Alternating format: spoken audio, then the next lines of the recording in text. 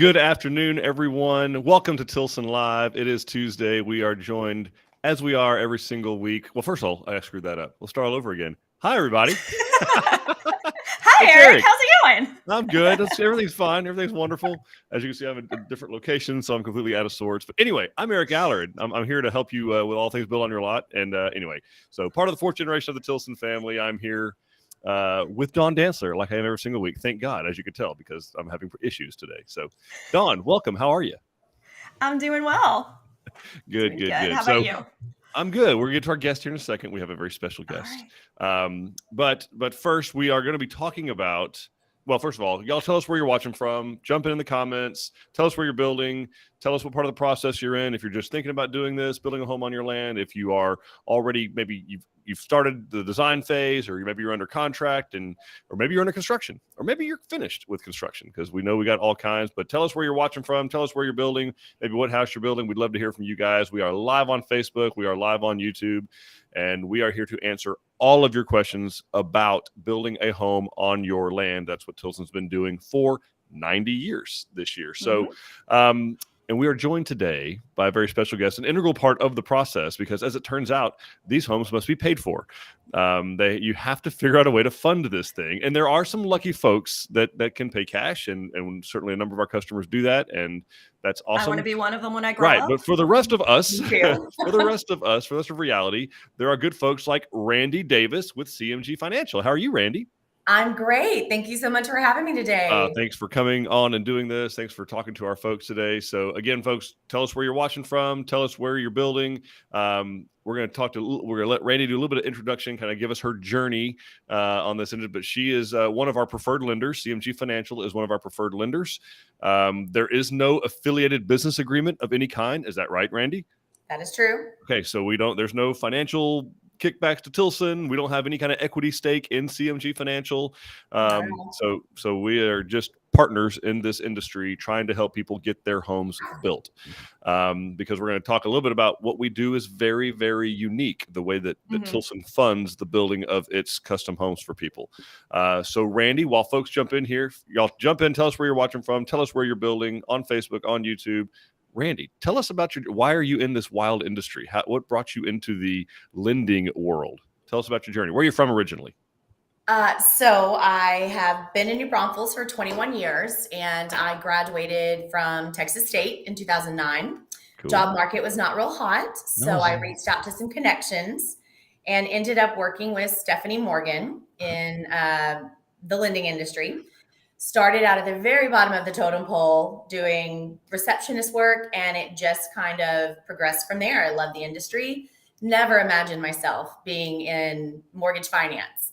I definitely had different goals for myself, but it was definitely a blessing that brought us together. I love what I do, but I have been working with y'all for many, many years now.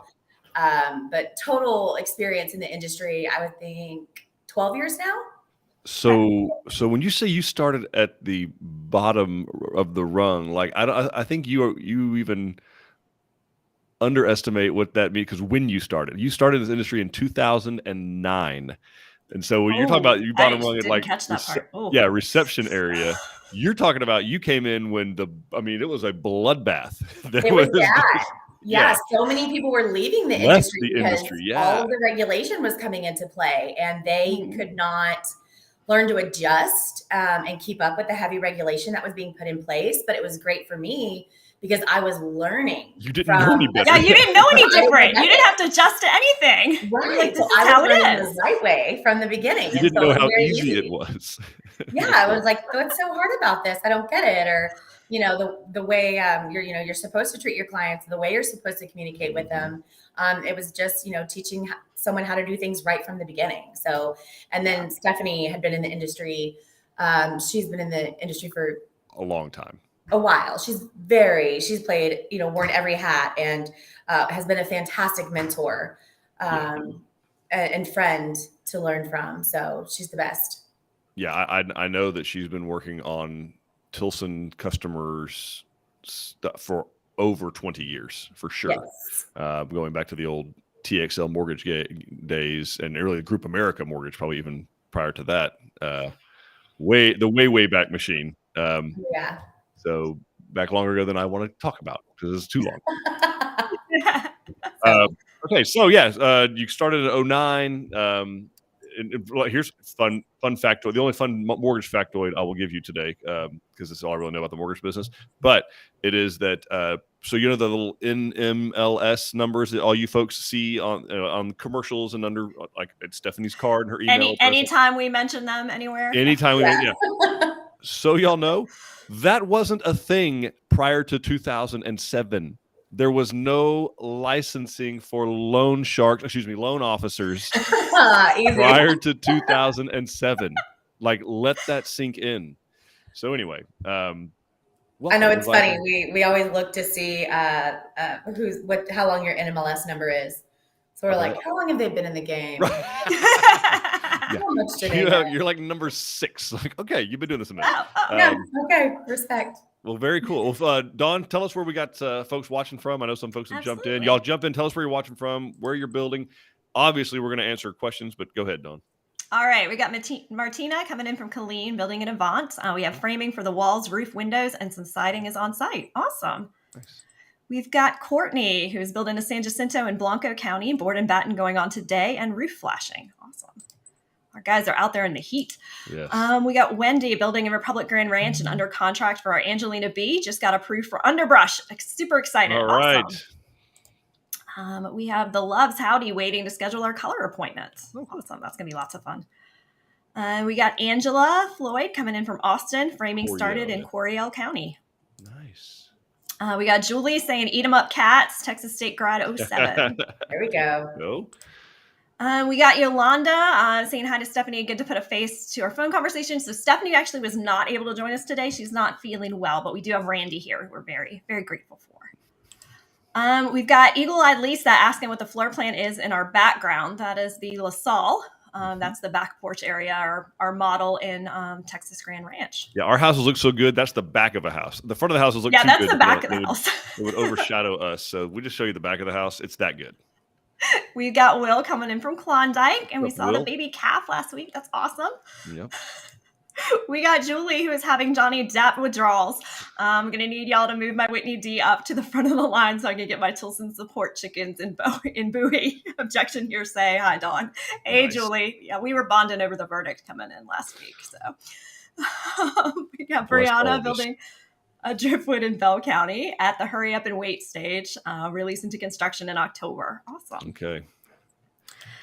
We got Wes coming in from Phoenix, building the Canyon C in Greenville. Flooring is going in right now. Awesome. Oh, nice. That's amazing. We have Melissa. Hi, everyone. The Lauritsen family here, watching and building in Bastrop, waiting for our septic design for 2 months. Oh, approaching 1 year since we signed our contract. Definitely hard to see others' awesome milestones. It feels like we are at a standstill. Yeah, I'm sorry. Yep. We gotta definitely need that septic design before we can do anything. Yeah. All right, we got Yolanda building in Luling, waiting to get the foundation started. We got Matthew, who's building in Gonzales and Hayes County, waiting on his start date. Oh, cool. So, everybody wants to be in Hayes County. Yeah, we got J-Rod, greetings from Iowa Colony. Down south, very nice. All righty. All right, so far, folks, definitely keep telling us where you're watching from, where you're building. We want to hear from you. Obviously, we're here to answer all questions about building on your land. We can do that. That's what we're here to do. We can talk about design. We can talk about financing. Obviously, we can talk about site preparation things. But we have Randi on here for a very specific reason. Folks, you may not know this, but there's been a lot of hubbub in the news about mortgages and interest rates. I don't know. I haven't heard anything. It's weird, but there's apparently a thing that there's crazy high. Except that it's still less than I bought my first house for. So, and I'm not that Same. old. Yeah. So, Randi is here to help walk us through a lot of the mortgage sayings that we use every day, you know, DTI and LTV and all these things that we kind of take for granted that we to kind of help translate what these things mean, where the industry's headed, what she's seeing. Again, you know, she's been in this for over a decade. So, She's came in at the very, very bottom of the financial industry, and then has obviously seen the top. So anyway, Randi, tell us a little bit about kind of what y'all are seeing, hearing in the news, and what's reality for people. I mean, how's it really affecting folks? I mean, it's really hard to say exactly where the rates are going to go. Yeah. I mean, I know a lot of people are concerned with what their options are and what they can do. I will say that we do have some options. As you get a little bit closer to completion, we typically don't lock until you're about 60 days out. But I don't know. There's say that the rates are on the rise. Right now, they're definitely, we were closer to the 3% at the beginning of the year. And you can find, depending on what that credit score is, because just for all of you that know, when you're wondering what we base your rates off, let's go there. If you have two borrowers on the loan, let's say you may have a 700 credit score and you may have a 650 credit score, and those are your middle credit scores. We're going to base your interest rate off of the 650 credit score. So even though you've got one at the higher, we're going to go off of the 650. And that 650 does have a pretty big impact on your rate. So does how much of a down payment you're making. Those are probably your two biggest factors. When you're looking at what's the ideal credit score, I'll say this: you definitely want to try and shoot for a 740 credit score or higher. That's going to put you in the top tier when it comes to the interest rates. So if you're trying to monitor your credit through your construction process and you're trying to get up there, if you're sitting at 800, don't panic if you drop below that, 800 and then you're in the high 700s. But 740 or higher, that's a good goal. I have a lot of people asking me that. Where's the goal? And that's it. But definitely work on keeping that credit score up over the course of construction. And, we can always give you some just basic pointers when you apply with us, what to try and do while you're building to help maintain that on your own over the course of construction. But as far as where the rates are going, it's hard for me to say for sure. Nobody knows exactly. I don't have my glass ball. I can't see the future. Crystal ball. Yeah. So I want to back up on a couple of things that you mentioned. One, and again, this is just to help clarify for folks. You said this thing called middle score. What do you mean when you say middle score? How many scores do I have, Randi? I know. Sorry. And I forget. I do this that's all what, day, that's every what day. Show's here for. Don't worry. I'm a good boat anchor. I will slow you down. That's what I'm here for. Awesome. Thank you. So when we pull a credit report for a borrower, every borrower typically has 3 credit scores. You have 3 credit bureaus. You have Experian, TransUnion, and Equifax. They're individual credit scores because different data is reported to each of these credit bureaus. So your scores are calculated differently. So for example, if you have medical collections, it is typical that medical collections are only reported to 2 of the credit bureaus and not the 3rd. Saves them money, but they're affecting you by going to these 2, and then you have 1 higher score and 2 lower. So when we look at all 3 of them, we do not average them. We look at whatever score is just in the middle of those 3. And that is what we are using for qualifying. Gotcha. So when we have 2 borrowers, you each have 3 credit scores. We look at that middle credit score, and that is each borrower's representative credit score on the application. So that's when I say if you've got a 700 and a 650, 1 borrower each. And that's how we're looking at when it comes to interest rates. Got it. So, and that brought me another question for you, by the way. So you mentioned medical collection, for instance, like a collection. Now that's not the same as a bill, right? When does a bill become a collection? And in other words, one will wind up on your credit report, one will probably not. Right. What's the difference? Yeah. So I never know exactly what the terms are of when a bill is going to become a collection, because that's going to be up to whoever's trying to collect from you. So the best proactive advice I can tell you is that if you have a bill, you always need to be in communication with that bill, whether it's sending $5 a month. Just always attempt to be making some kind of payment to them. Get solidified payment terms, repayment terms of that bill. and make an attempt to communicate with them. Because if you are not even communicating with them and you ignore these medical bills and they go to a collection status, the office, let's assume it's a doctor's office, typically since it's medical, the doctor's office has sold it to a collection agency. Right. So at this point, you can't go back to the doctor and pay it. And if you do, it's pointless. They've sold the collection to this agency. And then now it's part of this pool of collections that can continue to be sold to other collection agencies. Yep. And you need to call whoever now is holding the collection and negotiate with the collection agency directly as far as getting it paid. So once the collection hits your credit report, I hate to be this blunt, but the damage has been done. Yeah. So a lot of the time you just need to call them and find out, what can I do to negotiate this? What's the lowest you can accept? So you can give me a paid letter and stop reporting. And then you need to get a copy of that letter and always hold it for your records, because you don't want them then to try and sell it to someone else and then come back and report it. You take that letter and send it to each of the credit bureaus. All their contact information is online. That's right. Yeah, that's basically, don't let something become a collection. That's your goal. Right. Yeah. Just always stay in communication. Meet the terms of the bill, right. and do that. And we're going to talk about some do's and don'ts later on. So certainly one of the first do's is keep your credit score up. That's a good do. Pay your bills. Pay your bills, pay them on time. But yeah, I mean, and because they delineate, if I recall, and I'll ask this in a little bit about what type of report y'all pull, but there's like 30 days late or 30 days past due, 60 days past due, 90 days past due. Is that still a thing? Yes. Okay. So we can see when we pull your credit reports, what kind of account it is. It's very detailed on our end. Mm-hmm. We can see when the account was opened, and if it's a credit card, what's your high limit on the card, what's your balance, your payment, and then how many times you've been late in the 30, 60, 90, and 120 day columns. It'll just tell us the number of payments you've had late, sometimes the dates. And the more late payments you've had, the more it affects your credit score. So I do have a question about the reports that are pulled. And that is and Dawn, if you have questions, jump in. I always have lots of finance questions.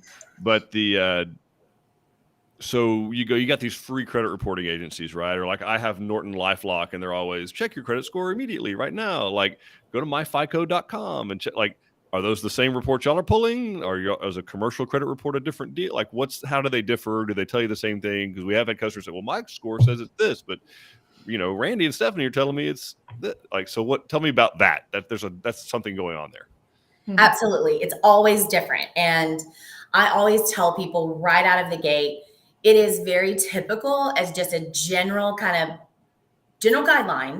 We can be anywhere just right off the bat, 15 to 25 points lower than what you're seeing on some of these free monitoring sites. And it's really just kind of the algorithms behind the scenes of how we're grading your credit is what I say. It's not that we are pulling your credit and dropping your score with our inquiry. It's just the algorithms we use. It's a mortgage credit score. It is the most important credit score that you're going to have. And so it's just a little bit lower.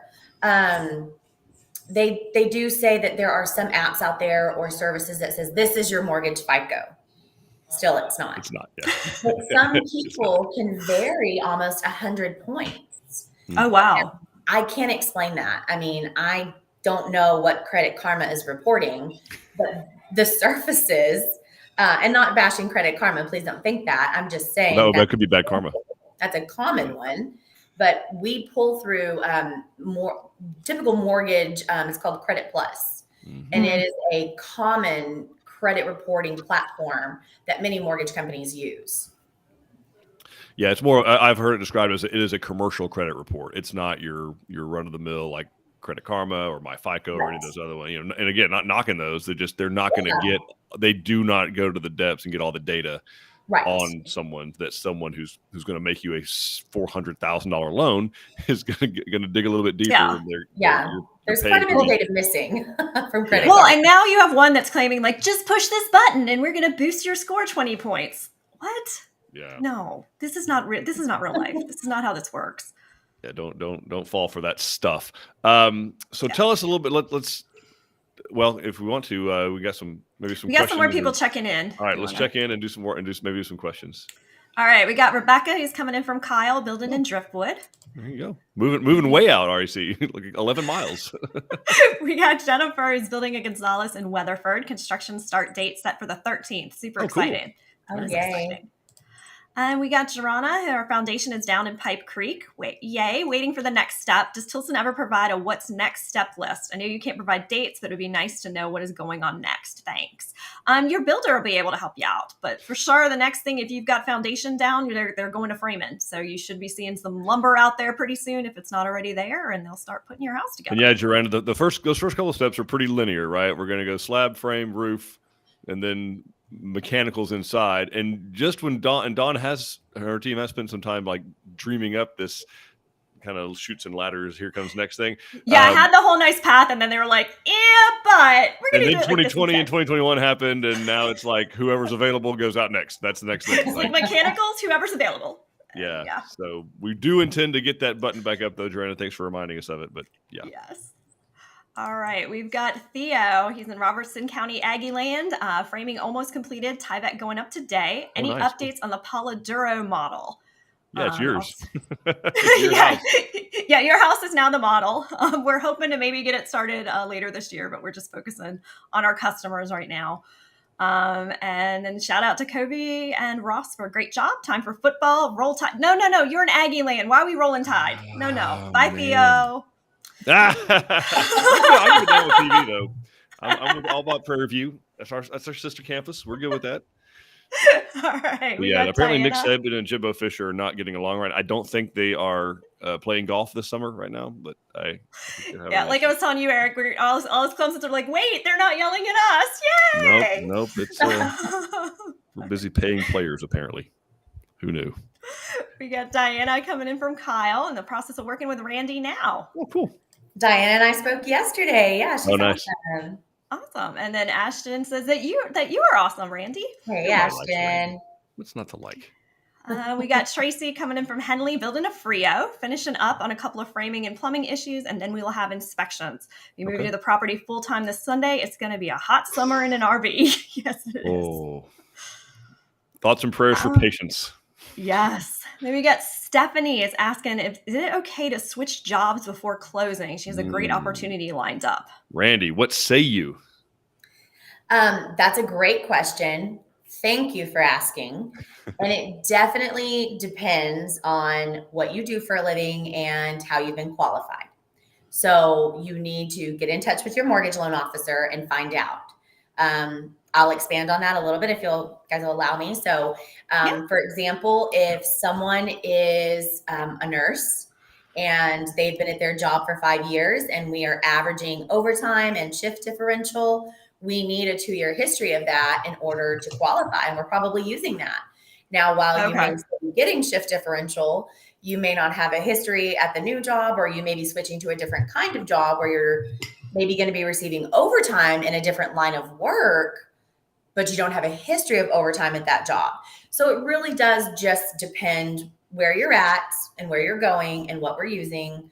I will tell you right now, it is never okay to go from a W-2 employee to a 1099 employee. Preach. That is never okay. That will cause problems. Amen. Yeah, but always reach out to your loan officer. We are so happy to just say, let's take 5 minutes, let's look at your file. Yeah.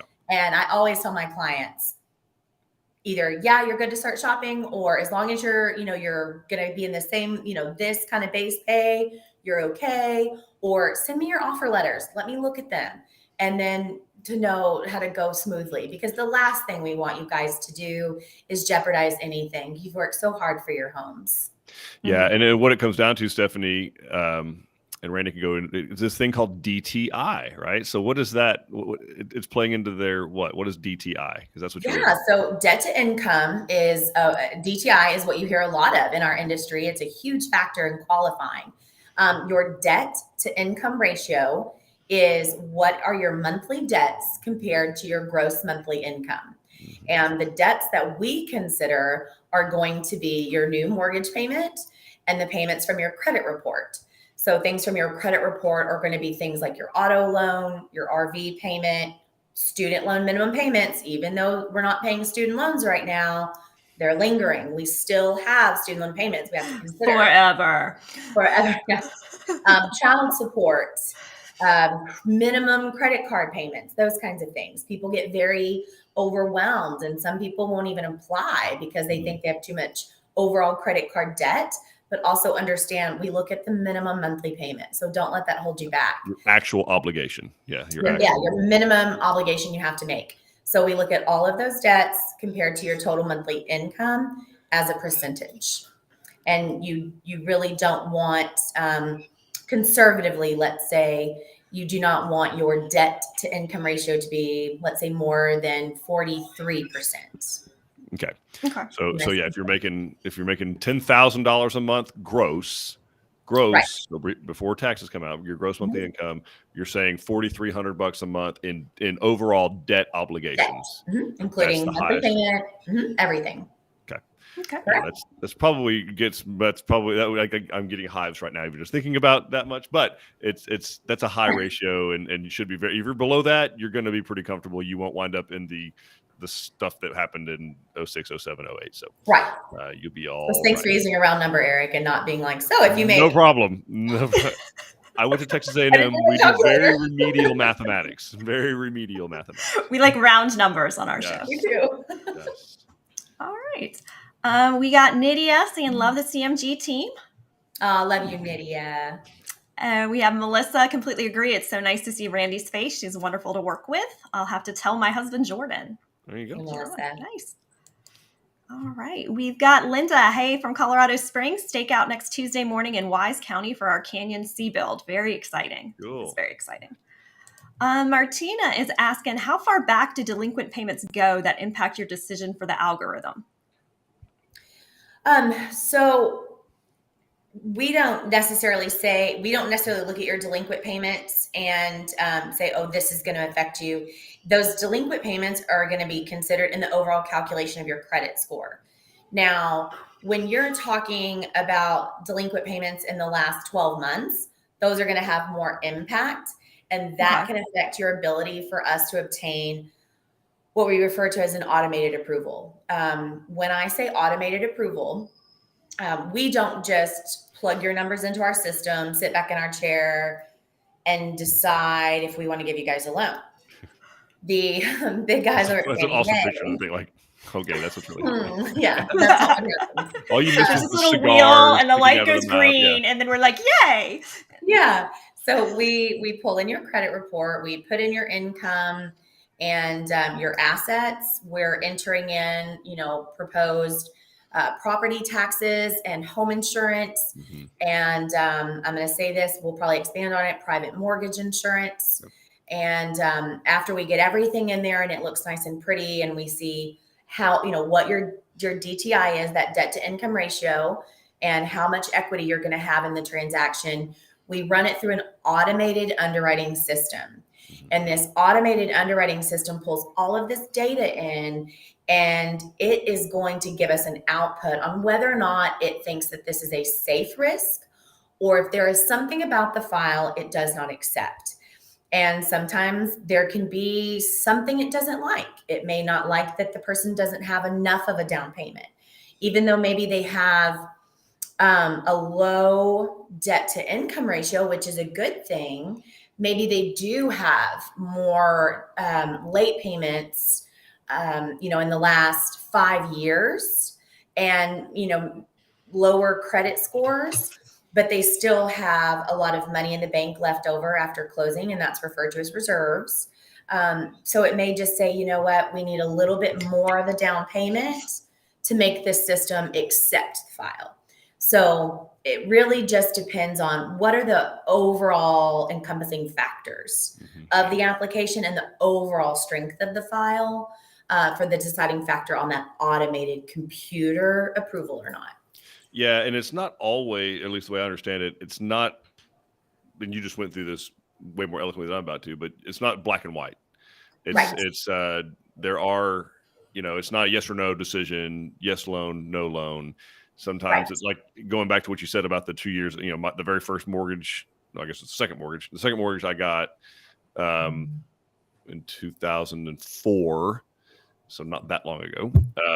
But I had not been a commission. I was selling for Tilson, but I'd not have been 100% commission for 2 years yet.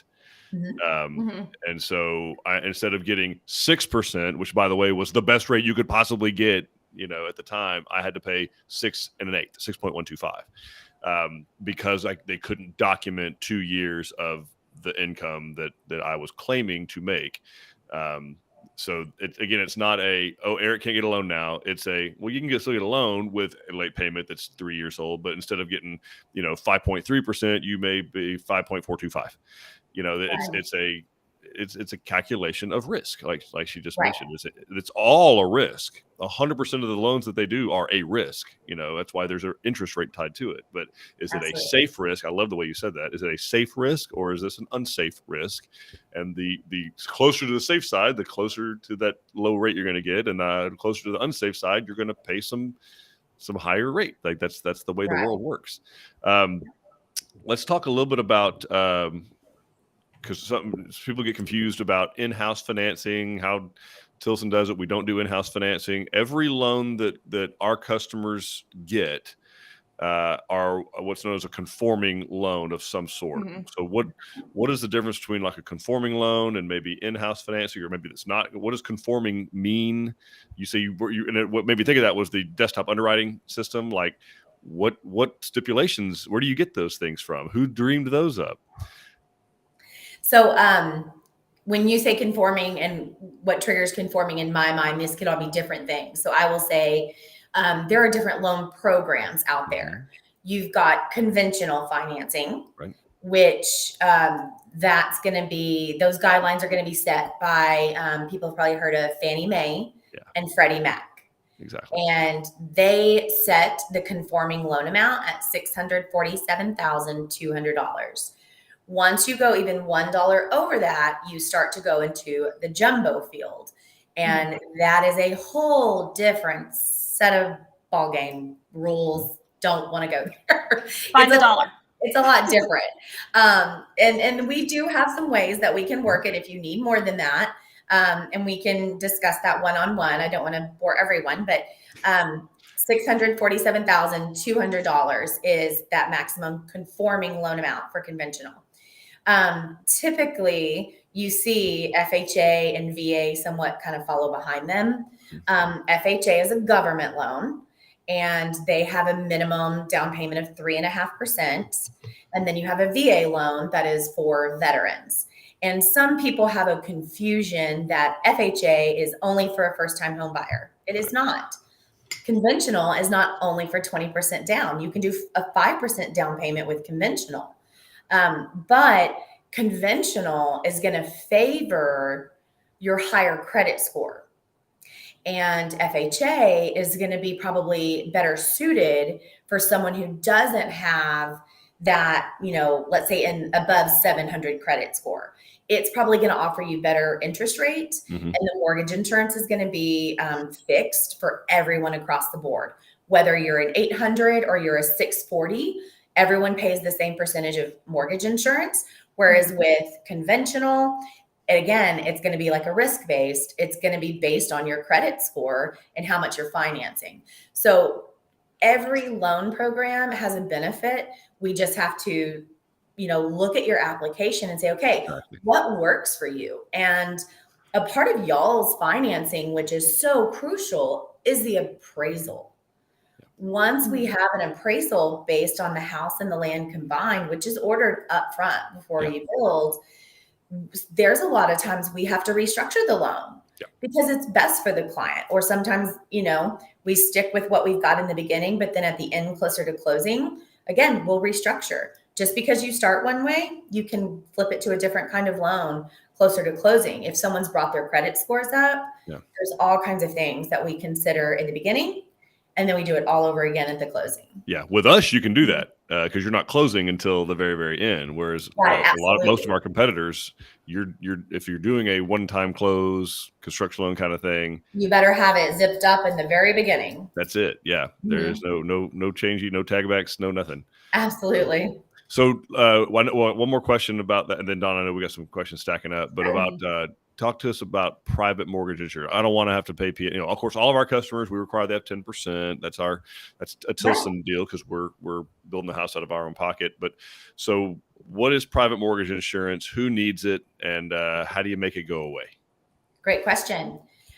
So private mortgage insurance is ultimately insurance for the investors on the loan. So it is insurance against you defaulting on not paying the mortgage for foreclosure. So it goes into a pool to cover against foreclosures. It is not a benefit for the borrower or for us as the lender. It's protecting against foreclosures.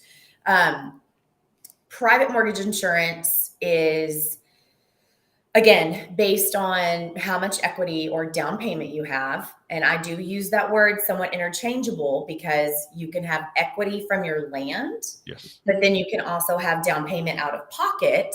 So equity, down payment combo there. So if you've got equity from the land, then you do a cash down payment, whether it be upfront to Tilson or you do more at closing. Once you are financing 80% of the appraised value, you can eliminate the need altogether for any kind of private mortgage insurance with conventional financing. Not FHA. Not FHA. FHA, they had changed their rules a while back, and you will have it. There are some caveats, and again, we can do more specifics kind of one-on-one, but rule of thumb, you have it for the life of the loan. There are ways that if you start off with a certain, amount you're financing, you may only have it for, 11 years, but it's for the life of the loan. And so, And then VA has funding fees. And, if you're a 10% or higher disability rating with the VA, you can have your funding fee waived. And you don't have to pay that, which is great. Yeah, one of my dues for people was definitely do come with an open mind, because you may have been told or saw a commercial at 3 a.m. that this is the best loan for you. You got to have it. You got to go VA because you're entitled to it, and you are. If you're a veteran, you are. In fact, it is an entitlement, but it is not necessarily the best deal financially. It could be, not but always. Be open minded when you're talking to folks like Randi and let them look for the different programs that are out there, And again, when I'm talking about the conforming, there's no funny business going on here. There's no subprime stuff going on here. Every deal that we're doing, every deal that they're doing can be sold on the secondary market. They're what's called conforming loans. They're done to Fannie Mae guidelines. It's not in-house financing. There's some competitors that do. It's the loans are good to go, federally backed, insured. Absolutely. Loans. So. And we always show, if we have a veteran, I'll say this now, if we have a veteran that is, non-exempt from the funding fee, but they have 50% equity in the property, when it comes time for closing, you get an estimate showing both options. Yeah. We're going to be very upfront and say, you want both options? We'll absolutely show you both. What do Your you want? choice at the end of the day, what you'd like to do. Sure. Okay. All right. Very cool. All right. I'm gonna. Dawn, what's happening out there in the world of comments? Yeah, we got Matthew with some questions. In a period of rising interest rates, you offer an extended rate lock with any sort of float down feature to provide a known rate ceiling. That's question number one. Do we want to take that one first? I'll answer. So the answer is, so the lenders do offer extended rate locks. Straight up, they do. Here's why I would discourage against doing that on the builder side right now. It is very unpredictable. There are too many things, in ordinary times when there aren't these crazy supply chain struggles, and some of the supply chain, the most sensitive one about this rate locking business that we have very little to zero control over is utilities. Right. That's what can hurt you bad on an extended rate lock, because we cannot close that house if it's not hooked up to permanent power. And there are big power companies out there that cannot get transformers, period. They cannot get the permanent power transformer installed, which means we can't hook it up, which means You can't, and you, the customer, and me, the builder, and Randy, the lender, have zero control over when that transformer might get installed. We can't pay our electrician to put it in. None of that happens. Like Pedernales Electric Co-op, Sam Houston Electric Co-op, Centerpoint, you name it, they are going to put that transformer in at their discretion when they're ready, and they have the staff to do it. And that's something that can really, really, really burn you. Is that safe to say, Randy? Was that so? There are such things as rate locks, and under ordinary circumstances, maybe, but due to the unpredictability of all the things right now, and especially things pertaining to permanent utility hookups, I highly, highly, highly recommend against gambling. And that's what it is. It's legalized gambling. You're betting the rate's going to go up in an X time frame, whether it's 90 day, 120 day, 180 day, 360 day lock, and the lender's betting that it's not. It's go ahead. Well, and what's important too is that you have to understand, for some people, is that they think that this is an example. I'm not quoting a market rate, so let's just disclaimer that real quick at the bottom. The current market hypothetical is 6%, right? Clients may be under the understanding that the market rate is 6%. I can lock in 6% for 6 months, and it's just going to be expensive. Not the case. Once you start doing these very long interest rate locks, you're adding like the cost. If the available market rate is 6%, you're not paying anything for that rate. You're adding on top of the rate itself. So if you're locking in for, I don't have my rate lock sheet with me. I should have printed that out, but you're adding on top of the rate itself. So you may not be going to 6%. You may be at 6.5% for a 6-month lock. And that, again, no one write that down. Right. But it's just to give you guys an example. You're increasing that rate. And so you have to decide, is in 6 months, is the rate going to go up half a percent, the rate itself? So, and once your rate expires, you can only extend a rate for so long. So you do have to be very careful. And we've seen some situations where clients have locked in, they thought it was good, and then it was just something outside of Tilson's control, something outside of our client's control. And now they're to this point where they're paying these lock extensions, and it's hard. Expensive. Yeah, it's expensive. So, I mean, the easy answer is yes, but it's not a good deal. And actually, when you're doing a 12-month, construction to perm, like a one-time close, it's really what you're paying. You're paying for a 12-month lock, but you are paying a lot for it. I mean, the fees associated with construction loans, and we've gone through this in other videos and PowerPoint presentations, but it's substantial. I mean, you're talking tens of thousands of dollars associated with fees and interest to do that. And so it's a thing. Okay, so Tilson facing headwinds related. What are you seeing on? What are we seeing on time? Yeah, cycle times. Okay, so we're seeing longer ones. I mean, that's the fact of the matter. We're seeing long cycle times, unfortunately. It's kind of and it's Matthew. I hate that it's the time, and everybody's in it. Like anybody who's under construction right now or buying a new home is in this situation. It's longer for, like the utilities I was talking about. It's longer for construction. We're waiting for materials a lot of times. We're waiting for labor a lot of times because they're all high. And then I know on Randy's side, they're waiting for appraisers. Appraisers are stacked up more than they've ever been. They're waiting on surveyors to come and do a final survey. We're waiting on inspectors. So we've seen longer cycle times than we want. The good thing, the only silver line I can give you that about going with Tilson, number one, your price is locked, right? Obviously, once we start construction, your price is locked. And then in addition to that, you're not paying interest while the house is under construction. There's no interest accruing while this long cycle. You got people out there building custom homes with construction loans that are experiencing these same longer cycle times. They're paying interest on that money. Like the meter's going. So that's not happening if you're a Tilson customer right now.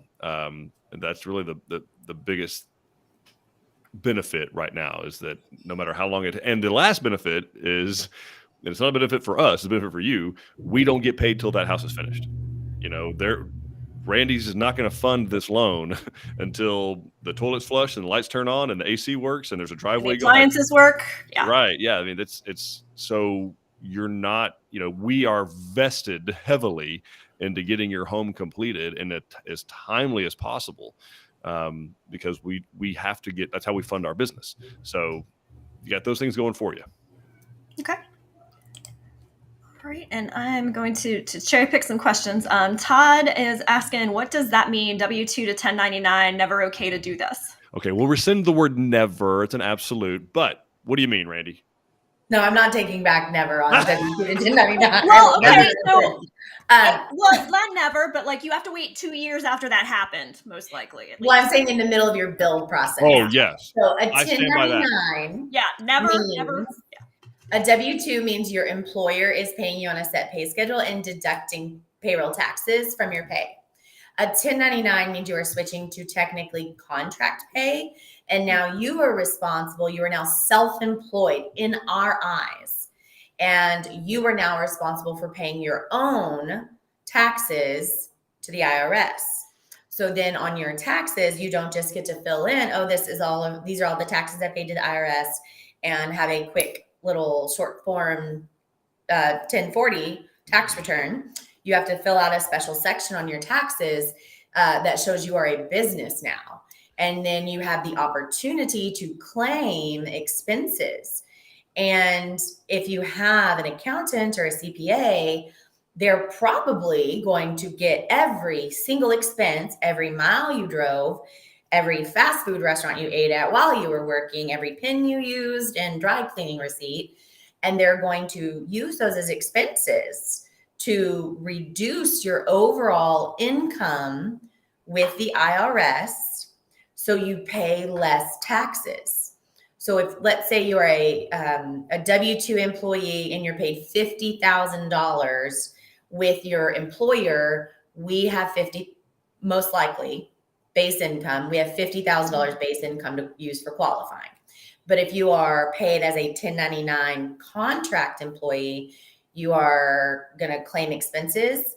And if you write off, let's say $40,000 in expenses and you claim $10,000 with the IRS, we only now have $10,000 in income to use for qualifying. So 1099 is contract. So that's a little bit more of an elaborate, but it's just in the middle of construction. We don't want you to switch that. But being a 1099 employee or being self-employed is doable. You do just have to have the 2-year history in order for us to qualify. And that is not me setting the rules. That is not my company setting the rules. Those are the big guys we talked about for conventional Fannie Mae, Freddie Mac, and FHA. They set the rules. It's 2 years of tax returns, right? Right. Not even just 2 years of doing it. We have to have 2 years of full tax returns. Tax returns, right. Or a spouse who can qualify on their own. Yeah. Or a spouse. Yes. Yeah, that's great. My husband's a realtor. We've been through it. We've been through it. Unless we're doing an FHA loan, that's a whole different kind of ball game because now we're pulling credit on both of you. And the debt counts to both of you. And the debt for both of you, right? So, cool. What else we got? We have Stephanie, who's the one who was asking us about changing jobs. She says she's going to be in the same job and industry. She's just going for a higher pay. I'd still say call your loan officer. Yeah, I think that's really great. I mean, I hope it really works out, and I hope your loan officer gives you that blessing, but definitely reach out to your loan officer and make sure it's going to work out for you. All right. J-Rod is asking, what is the ideal credit score prior to construction and at the end of construction to have? Is there a credit score range that would hinder someone applying for Tilson's Easy Buy financing? 740, you said?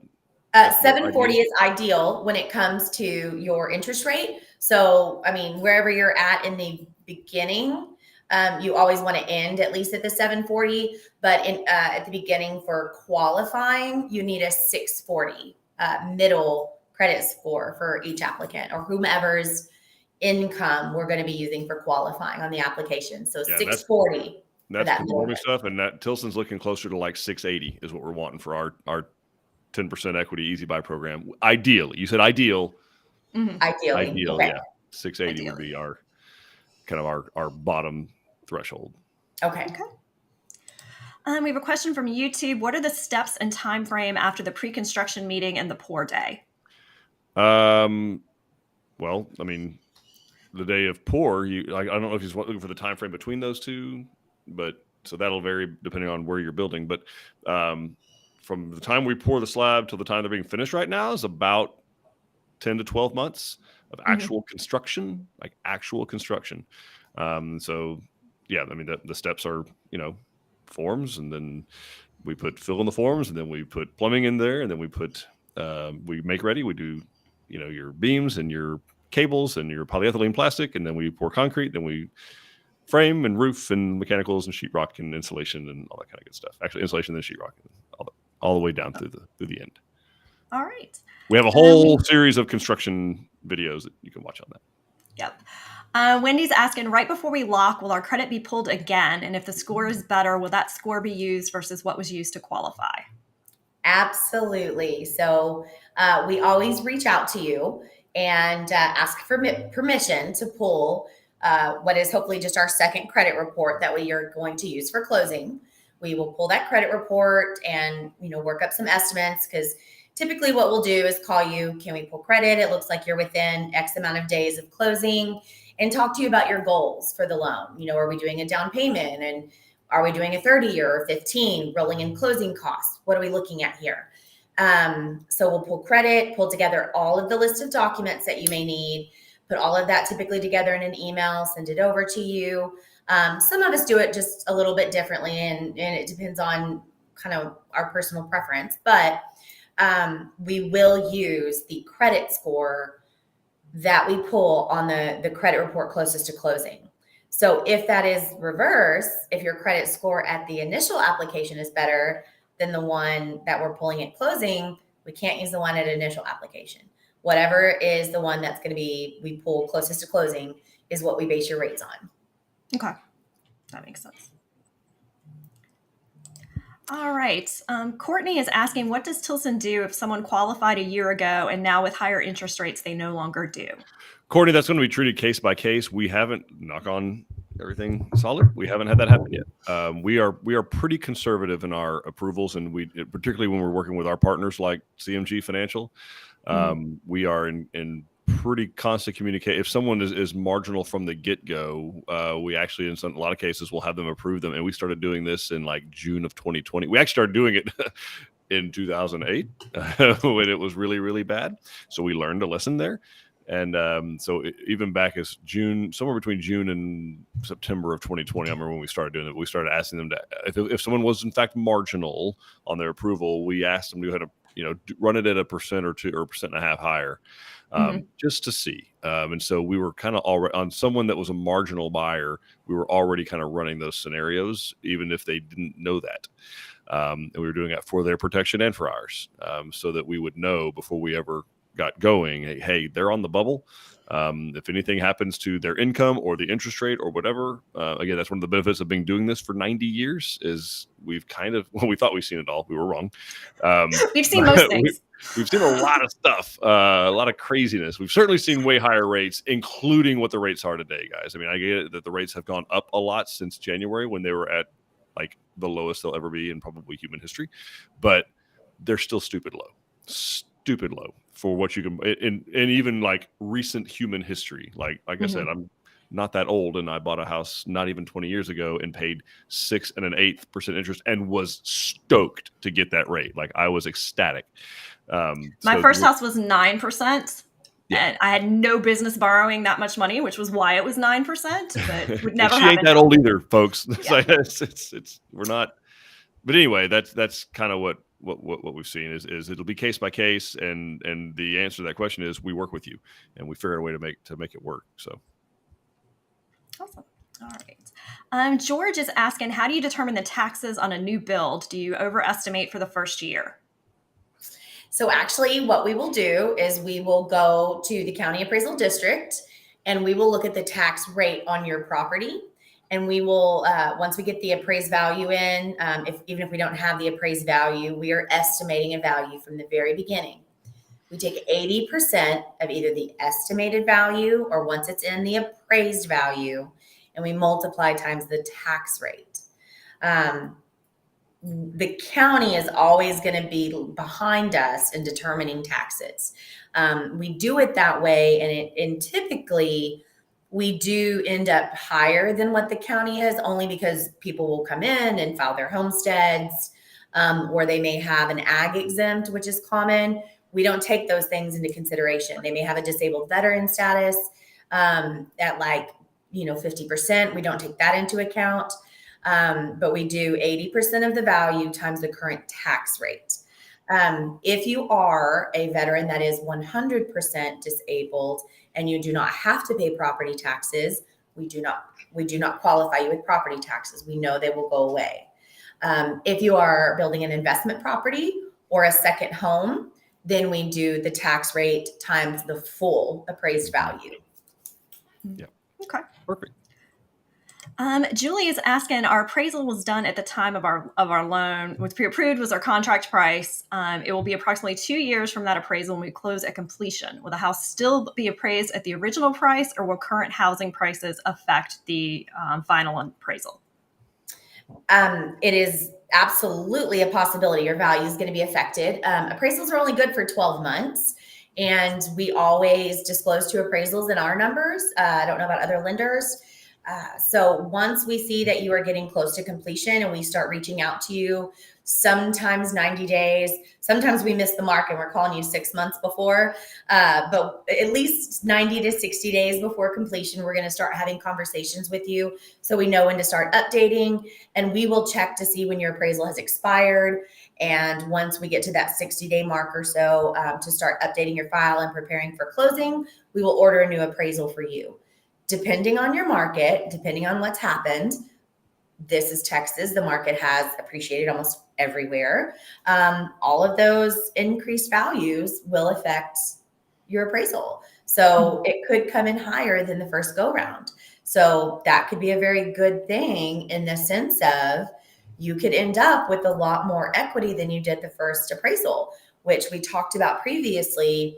If you have more equity, that is lowering your loan to value ratio, that could help your interest rate. Okay, awesome. Or it strengthen your file all around, or eliminate your private mortgage insurance. There's lots of benefits to having a new appraisal done closer to closing. Wonderful. Rebecca is asking, with the 60-day rate lock and all the uncertainties of completion, how do we know when we are at the 60 days?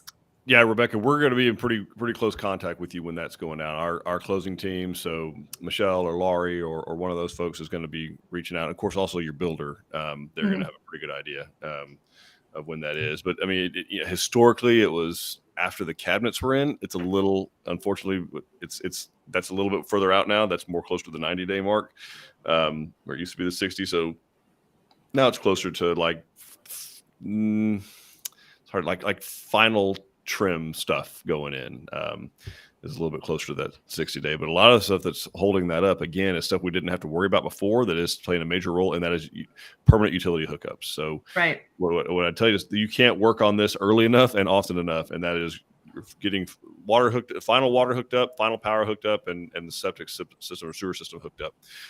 Those are things that can really, if you wait till 60 days out to start getting those buttoned up, there's a very good chance that we're not going to hit it. So I'd start working on those immediately. Okay. Beatrice is asking, not sure if I missed this, but do lenders go off of net salary or gross salary? Also, if we have a current mortgage, will they factor both mortgages for our debt to income to qualify? It's a great question. We do go off of your gross income, so your gross salary. And if you have a current mortgage, yes, we're going to consider the fact that you have a current mortgage and the proposed mortgage. When it comes to qualifying, we may qualify with a contingency to sell your current house. Does that house have to be sold prior to construction or prior to completion? That's not for me to dictate. Something, yeah. Yeah, that's not my place to say. I just say whether or not you need to sell it or whether or not you can qualify with both mortgages. If you have a plan to rent it out, that's another factor, again, we can consider. But when it has to be rented out, not for me to say when. But yes, we do consider both mortgages in the debt to income ratio. Now, Beatrice, that's if you intend to keep that house, right? If you don't intend to keep it, then you'll just need to visit with Tilson about okay, yeah, you need to sell it, or what's the equity position in it, and that kind of stuff. But certainly, if you are planning on keeping both of the homes, like she's saying, to rent it out or Airbnb it or whatever, they're definitely gonna do both of those for sure. Okay. Jennifer's asking, how often should we be getting an update from our builder? Our first one gave us an update weekly, but our new one does not do that. It was nice to know what was happening weekly. Well, they should be, Jennifer. So we can certainly reach out. But yeah, weekly is how often you should be getting updates from your builder every week. All right. Let's see. Will's saying y'all have a blessed day and week. Getting back to farm chores and work. Has 13 ducks coming in the next few days. Got to finish the lean-to stall for the 4 cows, so they have shade. All right. Tougher than I am. I don't do anything at 3 o'clock in the afternoon from like June to. It's too hot for that. Into October. Martina is asking, does the buyer have to pay for the second appraisal? That's a great question, and I am not going to speak on behalf of every lender, but the way that we have it function, yes. We disclosed 2 appraisals to you in the very beginning. We have been for many years. We knew that this was something that was coming. Sometimes it was personal preference to the buyer that they wanted a second one. Sometimes it's a government loan and appraisals are only good for 6 months. So we do make sure we disclose that to you. But yes, the second appraisal does come at the expense of the borrower. Okay. All right. And that is all of the questions that I see. I was trying to cherry pick the questions out of all the comments. So if I skipped you, start typing now again so I can see it. But I just wanted to be respectful of Randi's time because I know she's got things to do. For sure. So yeah, so I'm going to sum up a couple of the do's. Keep your credit score up, pay your bills, and let's see, don't buy more than you can afford. Although they do a really good job over at CMG to make sure that's not happening. They're not going to let you do that, so you don't have to worry about that. I know we had some folks on there. Someone said they were concerned about the rate. Look, hey, I get it. I understand. Tilson and CMG are not going to let you buy or build a home that you cannot afford. It doesn't do us or them or you any good. So that's it's not something you need to. Yeah, for sure. Yeah, don't. I'll get to the don'ts here in a second. There's a lot of them. But those are, the rates are out. They're outside of Randi's control. They're outside of our control. They're outside of your control, folks. So it's not something that, obviously it's a thing, but there's no point in stressing over it because you can't do anything about it. No one can. And that's the kind of stuff that puts you in a bad mental spot, is worrying about things that you cannot change. So yeah. Is it possible to buy my rate down though? Can I start planning for that now? Randi? Oh, of course you can buy your rate down. And that is definitely something. Will you take money from people and just No. Yes. That's a great question. And that's something that I ask every client is I always say, what's your goal with this house? How long are you going to stay in this house? How long is it going to take you to pay this house off? If you are moving into this house and then you plan on retiring and then, taking a lump sum of your retirement and then eliminating all your debt, how long is that going to take? Let's not waste money buying it down if you're going to do that in a year. Or if you have a house and you plan to pay this mortgage off in 2 years, don't waste money buying down a rate if it takes 5 years to recoup. But there are a lot of people where they tell me this is the last house I'm building. Oh, yes. And they're doing a 30-year mortgage. So if that's the case, then we look at, okay, then how far can we buy it down? And how much is that going to save you? And what's the cost? And I do a break-even analysis to help people decide, is it worth it? How far is it worth it to buy down? And right now, it is worth it to buy down. Yep.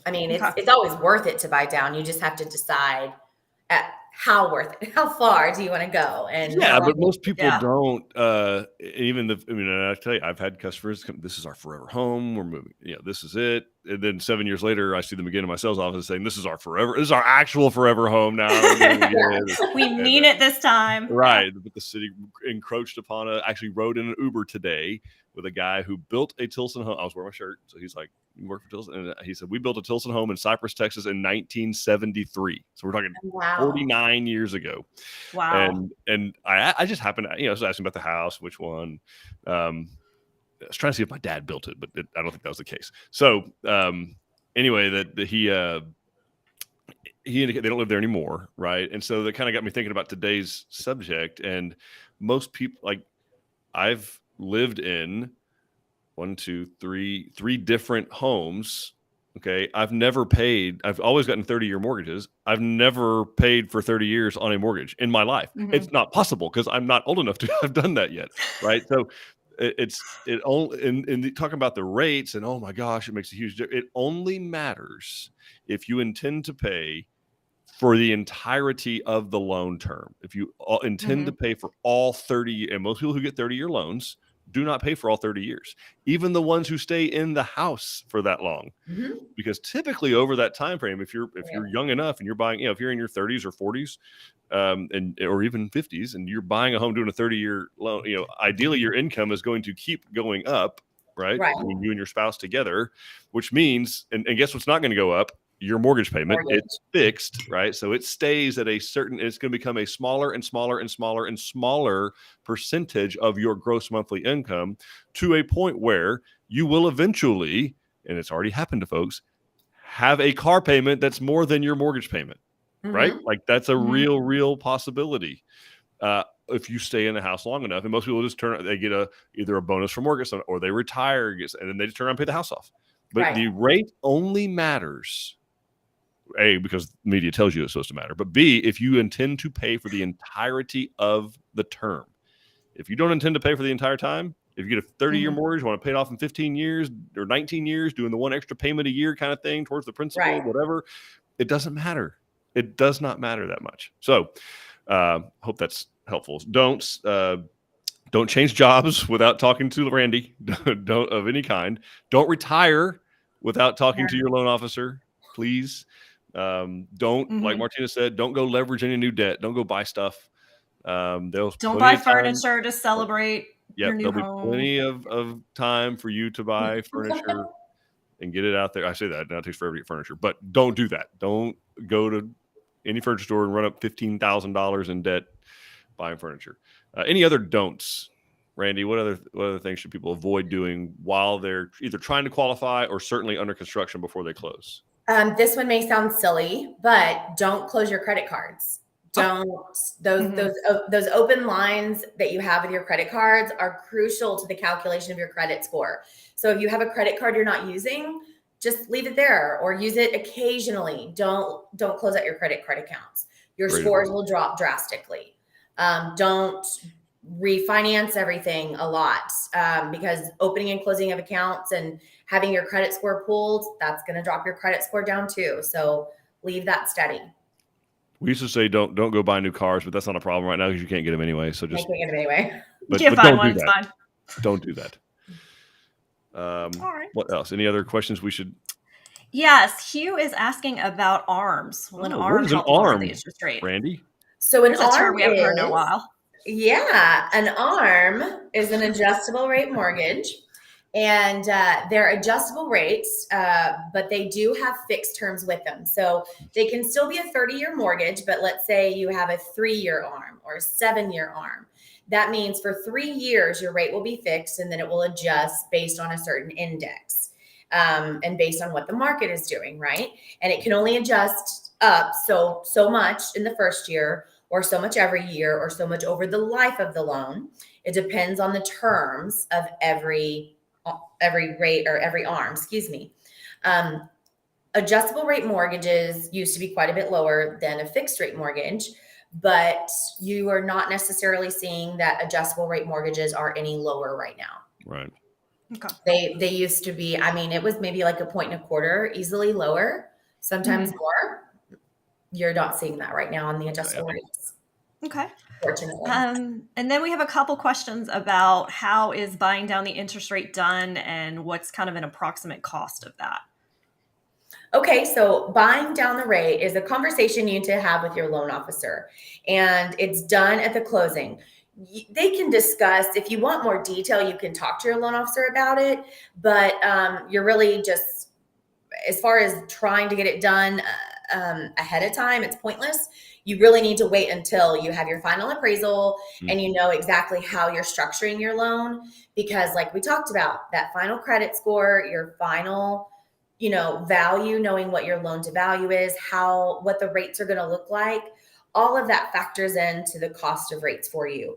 So you just tell your loan officer, maybe this is how much of a down payment, or here's how much money I want to bring to closing. I want to invest in it. And we look at the market and say, okay, well, if you want to buy down, here's some options. If here's what you can do, we can see breaks in the market. Me personally, like Eric said, you're not going to have a mortgage for 30 years. Some people live in their houses typically 5 to 7 years. Personally, I don't like to have a break-even period that really takes longer than like 4 to 4.5 years. Yeah. So we will calculate some of those things for you and give you options in writing and say, okay, you can look at this option where you don't buy down anything, or here is an option where you spend 1%, you pay a discount point to buy down your loan, or here's an option to pay 2 discount points to buy down your rate. So you'll have 3 different rate options and 3 different cost options. A discount point is equal to 1% of your loan amount. So if you have a $400,000 loan amount, 1 discount point is $4,000. If you have a $400,000 loan amount, 2 discount points is $8,000. And then you'll see the difference in your rate. And then you just look at how much it saves you each month, and you divide that into how much it's going to cost you and figure out how long it takes to recoup that initial expense. That makes sense. Okay. And then a couple more questions. Tara is asking, how long does it take the credit score to recover from a missed payment? I think she also gave a shout out to Randi about who they are. Tara. She did. They are the people in the tiny house. In the tiny home with 4 kids. Yes, girl Tara. It's so nice to see from you, Tara. I know we worked hard to get them going on everything. She's so super sweet, and her husband and her kiddos. So, as far as recovering from a missed payment, Tara, that's hard for me to say. There is not a set rule that says you're going to recover from a missed payment in 6 months. It can take a year for a missed payment to truly, not affect you drastically. I have seen a client have stellar credit his entire life, never missed a payment, 850 credit score, 1 30-day late payment, and it was because of an auto pay mishap, and his credit score dropped 50 points. Ouch. So 1 late payment can really do some damage, but there's unfortunately there is not a rule book when it comes to how to playing the credit score game. There are some rules, but there's not an exact, But ironically, it's called the Fair Isaac credit, right. Okay. All right. And then Wendy is asking, so she is going to buy her leased car when the lease is up in November, but the payment will be substantially less. That new loan will be considered because it was a lease, right? So I guess she's asking, is having a new car loan going to be okay since a lease is going away? That is going to be okay, because when we see your credit report, we see that you have an auto lease, and we automatically realize that when a lease is up, you are either going to have to lease another vehicle and something is going to take that payment's place, or you're going to convert to an auto loan and you're going to have a payment in its place. So we always see that there, and we never take that out of the calculation. So my recommendation though for you is that if you're going to have to convert that to a loan, if you can go to your bank where you like to bank, apply directly with your bank for the auto loan, get your financing set up, have 1 credit inquiry through your bank. So then when you go to convert the lease, you tell them, just send it over here for the financing. It's already squared away. So they are not shopping for the best auto loan for you, and you're not having 7 people pull your credit when you can just send it directly to your bank. That will save your credit score lots of damage. Yeah. Cool. Great advice. And then Martina's asking, if we have a pre-approval with another lender, can we still shop around CMG versus the original for the best loan? Is there a benefit to shopping around? No, you cannot shop around. You must close with us because we are the best. Well, I think she's actually asking if she can switch to you from. I'm just teasing. Yes. We tell our clients from the very beginning, we are here because we understand the Tilson process. We know the ins and outs. We're going to save you a lot of frustration.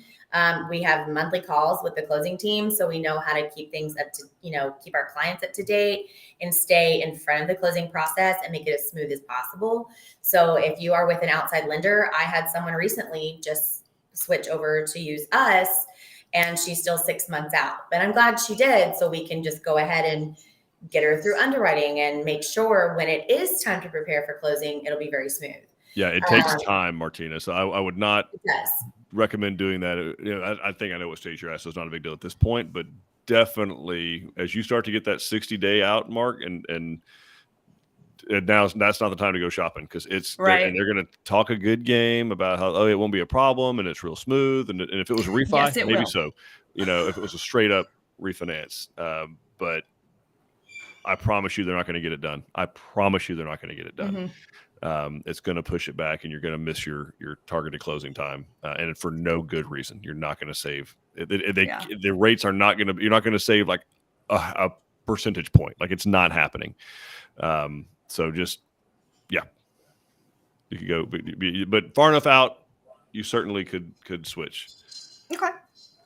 And then Larry is asking if we can compare VA versus FHA versus conventional. And that's something you guys typically do whenever you're quoting. Absolutely. I mean, when we have your initial credit report pull, and once we get your appraisal, I mean, we can typically eyeball something and know what's going to be best for you. But it doesn't take us very long to put something together and then show you all 3 options as the consumer, and say, here you go. These are the 3 options.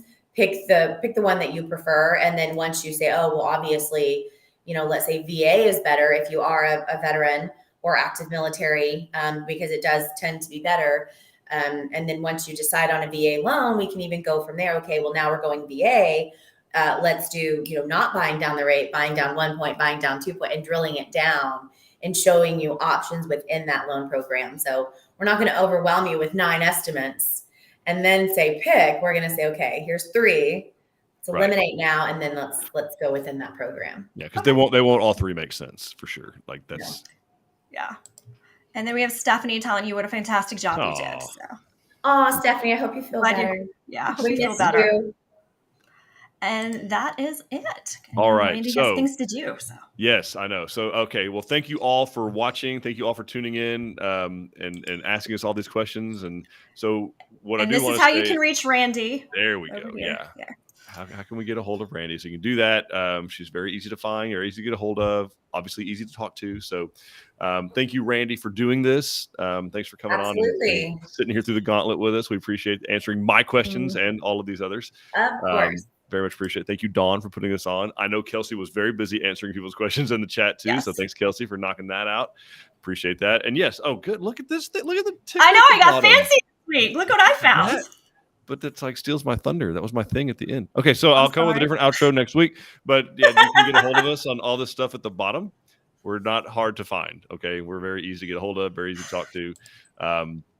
And anyway, so we will be back again, of course, next Tuesday with more informative things. But if you have questions in the meantime, hit us up. We'd love to talk to you guys. We'll love hearing from you. And we really soon hope to make you part of the Tilson family. We'll see you later. Bye, everybody. Bye.